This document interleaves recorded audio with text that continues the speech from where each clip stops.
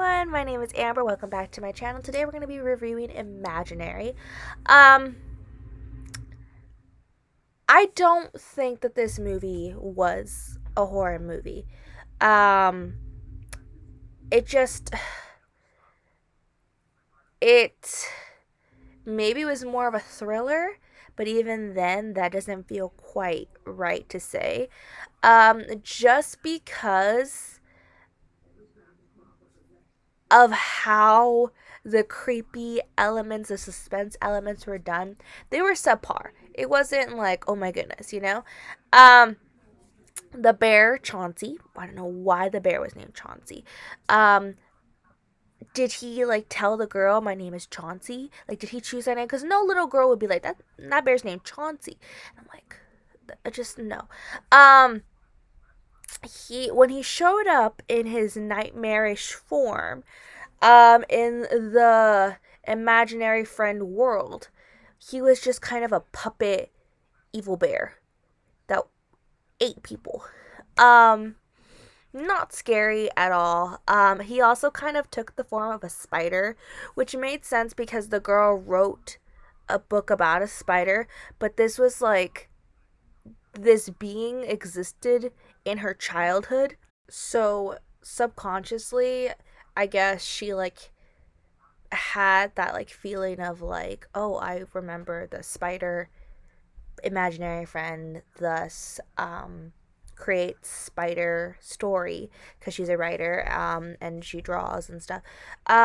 But obviously she can't connect where she knows the spider from.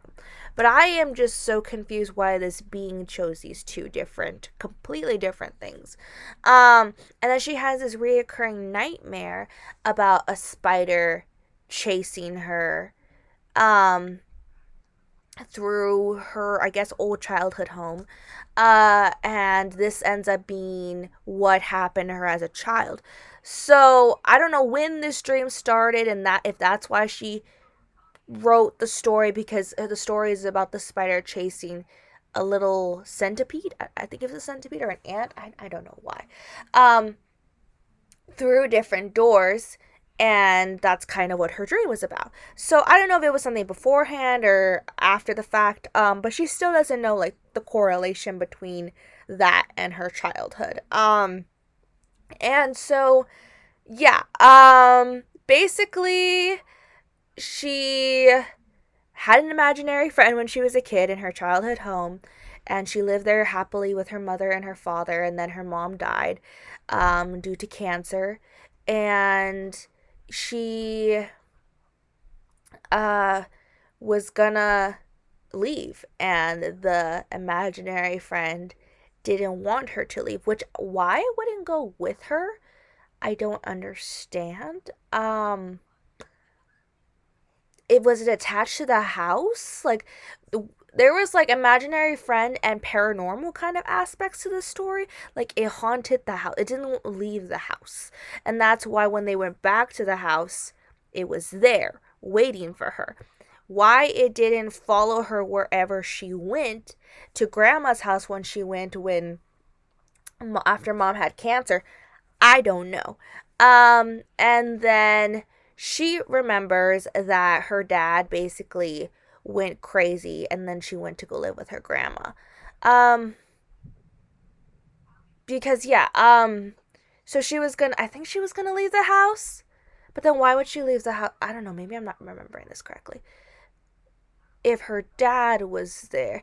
So then I guess the imaginary friend was also worried something was gonna change, and he was gonna, the whole thing was that he was gonna lose her.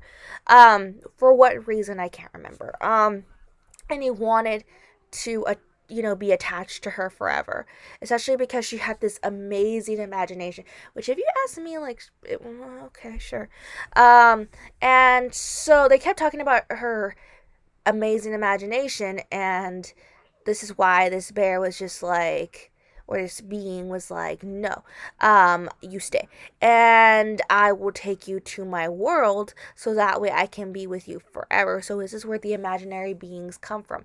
And when I actually enter the world, it's kind of creepy, it's kind of sad, like, no, like, imaginary friends based on the research that they're telling us here, this crazy lady that ends up seeing the portal to the imaginary world, who's the babysitter of the little girl, sees.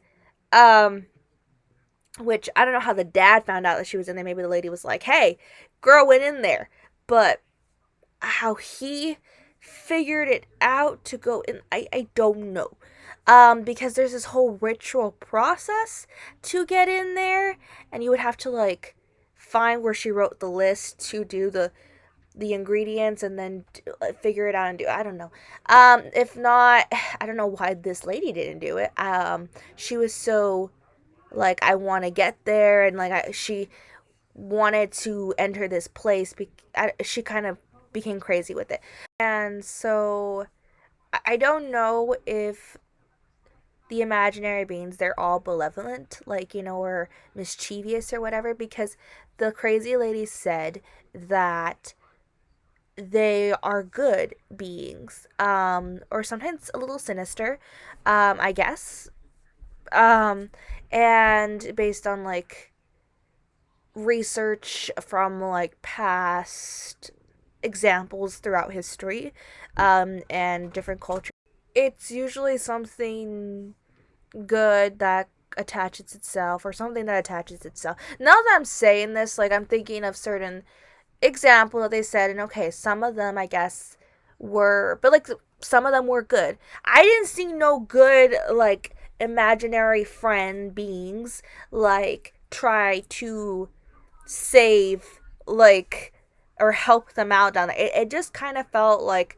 a world of sadness and evil in that other realm. And obviously they don't know what these are, but they live there, and but I didn't see any other ones. So are they just like attached to like the kid? Like, but that's their world. I really don't know. Can the imaginary friends choose their forms? I don't know. But Chauncey chose bear and spider. And Chauncey uh is living locked up in the area where the door supposedly, because the door is there. Like, again, is it attached to the house? Because why does the door have to be in this like creepy hollow space in the house? Like, couldn't it have been like in her bedroom? Like, couldn't it be like, it's imaginary, you can make it whenever you want? And that's what happens later on, where like the lady was like, oh, we can make a door, and it was like, yeah, like, so I'm over here thinking it's the house. But I don't know. And then apparently, like, the dad said that this girl called the bear CB, Chauncey Bear. And then it was like, oh, like later on, it was like, oh, CB was the bear because he kept shouting CB. And to me, this doesn't make sense, because I'm like, if she wrote out, like, because you could see on the walls, because she drew on the walls, SEEBEE. Like, that's how she spelled CB. But if she can spell, she can certainly speak. And I think she was like 5 years old. So how can she not say it was the bear's name, Chauncey? Like, I don't know. I think they did this for the like aspect of it being like mysterious and like it whatnot, but it didn't work for me. It no, because it doesn't make sense to me. If it was a 2-year-old child who hadn't written actual words on the wall, maybe I would have believed it. And then she like wrote out everything she needed. So unless the bear told her, you write it out this way, like, he could have told her and she would have just been like recording to memory, like she would have just remembered the things, but she physically wrote it out. I don't know if that's part of the thing, the whole like getting to open the door thing, but does this bear like need to do all this to open the door, or can he just like teleport? Like, I don't know. How does he enter the human world? But she wrote full on like sentences. So me, I'm over here like, just no. The whole like CB thing, no, does not make sense. Anyway, they move back to her childhood home. Because she thinks that this is gonna, be good for her. It's where she has her happy memories. And so she has a deadline for her book and everything, and she needs to change things up. And she's hoping that this would make the nightmares go away. It does make the nightmares go away. And then her stepdaughter, because she's married to a guy with 2 kids, and the teenager hates her for some reason, is terrible to her. And I'm just like, she's always like, see, this is why we didn't need you, blah blah this, and you're trying to be a cool mom, and you're trying to be our mom. And the lady is literally like doing really like good at being a stepmom and trying really hard, and she's the teenage stepdaughter is literally just like shrugging her off any chance she gets for the dumbest things. Like she can't, like, it's like, I don't know, I was just so annoyed with her because any little thing she would just be like sassy and say a comment. And I'm just like, you just look dumb right now because she literally didn't do anything. Like, at least let her make a mistake, like an actual mistake, and then be like sassy about it. But no, this girl's perfect. And she's being a perfect stepmom, so I don't understand what's your problem. And I get that you know love your mom, and their mom has something mentally wrong with her, and so she just shows up and like is like mumbling stuff about her kids not being safe and then never shows up again. And then they talk about the mom like, oh, she, like, you know, the teenagers like, oh, mom, and blah blah this. Mom is going crazy and things are crazy in the house, and this lady who literally went through this crazy thing as a kid is doing fantastic at raising you two. I don't understand. Okay. So basically the littlest daughter finds Chauncey, ends up being like the new target, and then they end up in the imaginary world trying to save her, because that's where the bear takes her. Turns out they wanted the other lady, the original lady, all along. And they could care less about the kids. They kill the crazy lady because she ends up in there. And then we find out in the past that the dad ended up going in there, saving her. He looked into the imaginary thing's eyes once it started flickering stuff at like him, and then that's how he went crazy. But I don't understand because that happened to the girl and the stepdaughter at the end. The girl that was the little girl in the beginning, and they were fine. So I don't understand. But they tried to show that she was all like, she's so imaginative and everything. She could create doors in the imaginary world. And I'm just like, okay, I would have done that. And anybody really would have done that. Could have figured that out. Okay. It's land of imagination, like, obviously.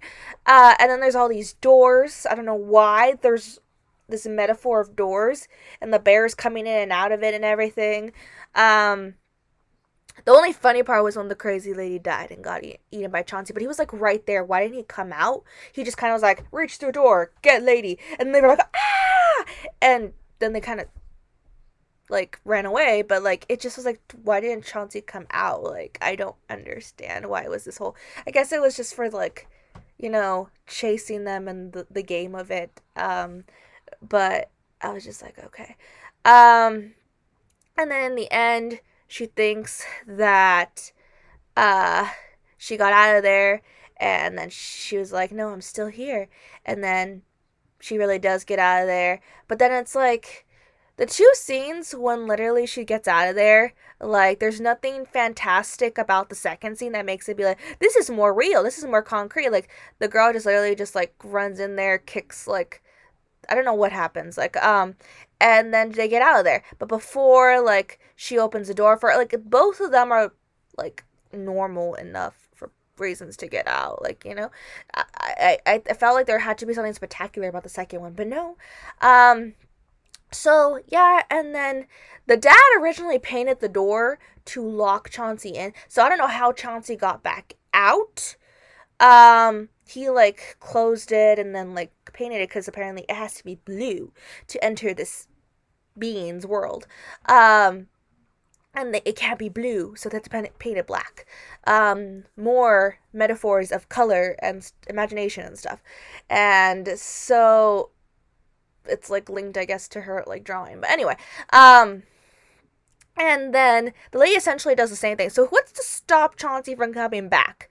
Like, but then the house burns down because um I think the little kid, she lit the match, and originally she didn't want to light the match, but then when Chauncey was like, "It's magic," and I'm just over here like, "Yes, it's magic."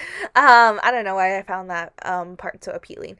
But yeah, she didn't want to light the match at first, and then she's like, "Oh, can you do it?" And she's telling Chauncey match for her, but doesn't she have to do everything? Isn't that the whole point? That she has to, like, basically the list is like she has to hurt herself, but then she also needs something happy. Like it's like combining imaginary friend stuff but also really dark stuff.